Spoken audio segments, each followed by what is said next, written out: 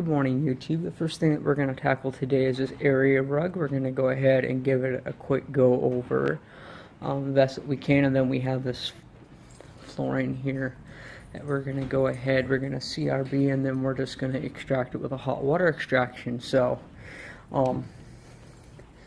very little debris. We're going to give it a vacuum, get as much dust out of it as possible, and go from there. Alright, before I get too far ahead of myself, we are going to be coming through here with our three-phase clean. We're going to be vacuuming to get as much debris out of the carpeting as possible, regardless of the amount of traffic that is in a place. If you watch Nate Brott's video where he cleaned basically a showroom house that literally had nothing on it except for occasional foot traffic and probably the realtor set up office or something in there. You could see how filthy dirty the water was upon the extraction. So regardless of the condition of carpeting, when you do an extraction, dirt is inevitably going to be coming out of the carpeting. So what we do is we do a good pre-vac to begin with, just to get as much of that debris out of the carpeting as possible. And really what it is the filtration system, so the fans, air movement. Dust is scattering around and dropping on the carpet. It gets stuck in the fibers. It drops to the floor, subsurface level, and there's just all kinds of debris in there that is absolutely 100% undetectable and invisible, and you won't even know it's there until after a professional cleaning has gone through and cleaned it out. Another thing to note is that that's the debris that's in there that actually causes fiber damage and wear, so you do want to have that stuff removed. I know that there's a lot of controversy over there with different vacuum cleaners. However, the Kirby, although it's not excellent for pulling out animal hair or anything like that, the Shark pretty much runs laps around it in that situation as far as pulling out the hair and things. It is optimal for pulling out, when you have it set right, pulling out that abrasive debris, sand, dirt, dander, and things out of the carpet fibers. It's not so great at pulling up lint and hair, like I said, so that's why we generally use our CRB for agitation, because it also pulls any of that out of the carpeting. In this situation, not so much of that stuff going on, but we do want to get as much debris out of the carpet fibers as possible. So that's what we are doing right now. Then we will go ahead and move on to phase 2, which is our pre-spray application. We will be using the sodium carbonate and peroxide solution because it's very gentle in this sort of situation here, and very low pH, and it will loosen up any debris, because this right here is like the main traffic areas coming through here. So we'll just get this cleaned up and looking really good, and just get as much debris out of the carpeting as possible, and increase the longevity for as long as possible. Keep this looking nice in here.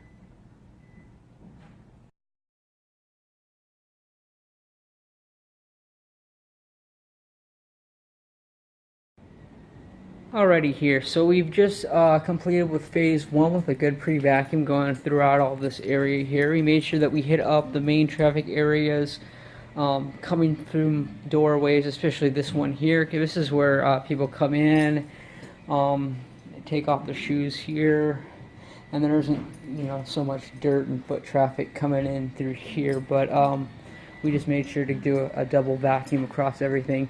Now, along with the abrasive debris removal that we did, we probably filled about a 15 to 20% of a Kirby bag, and that's just dense debris like dirt and sand. And one thing I want to say about the canister vacs that have all that fluffy hair and everything in them that it picks up, I gotta say that the Kirby vacuum cleaner doesn't necessarily do that. But if I was to, I guarantee you that if I was to pull out my Kirby bag, it would probably weigh twice as much as the debris that are actually inside of a canister anyways. So anyways, I mean, that is one way to kind of detect the kinds of debris that you're actually picking up, is just to weigh them. So yeah. And before jumping fully into phase 2 operations, what we're going to be doing is cleaning up and doing a quick go over on this decorative oriental rug. And what we're going to be using is our sodium carbonate peroxide, so it's going to be very gentle on the fibers. And as far as agitation goes, we are going to be using this grinding broom just to give it some gentle agitation, which we can pretty much control manually. So really all we're going to do, take our pre-spray, apply it liberally down onto the carpet, and then we're going to go back with the right there and give it some agitation. And then we'll probably go through and put down the rest of our pre-spray, starting in the back, fire up the CRB, do as much as I can until the pre-spray runs out, and then just kind of go from there piece by piece.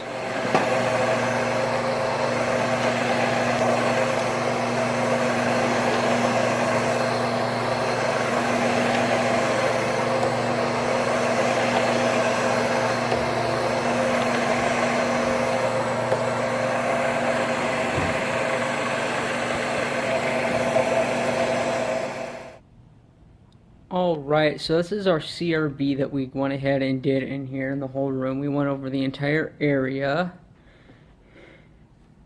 Looks very good. So we've just completed phase 2, and now we are going to go ahead and begin phase 3 by setting up our truck, bringing lines and hoses in, and then we'll give us a good extraction. Now, part of the debris that we are able to pull out of the carpeting, that pile of nast right there, along with, you know, a 20% of a Kirby bag of debris and stuff. We're able to pull, you know, that nasty stuff out right there. There's just like lint and stuff that accumulates over time. So vacuum cleaner isn't necessarily going to get that up too well. The teeth, the combs on the CRB do a pretty good job of pulling that stuff up. And there's some debris in the reservoir tray as well. I just always run my fingers down here just to pick the stuff that collects along the sides and edges, and there you go, a nice little visual there.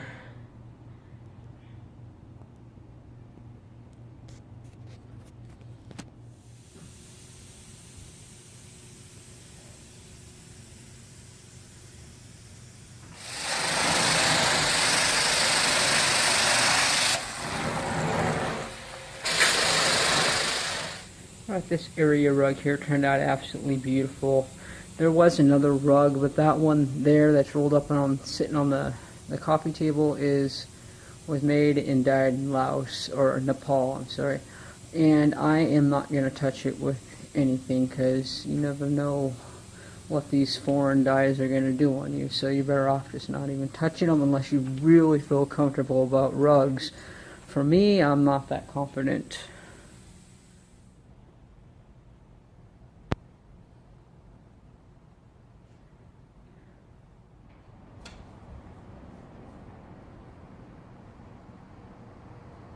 Nice job, Jeff.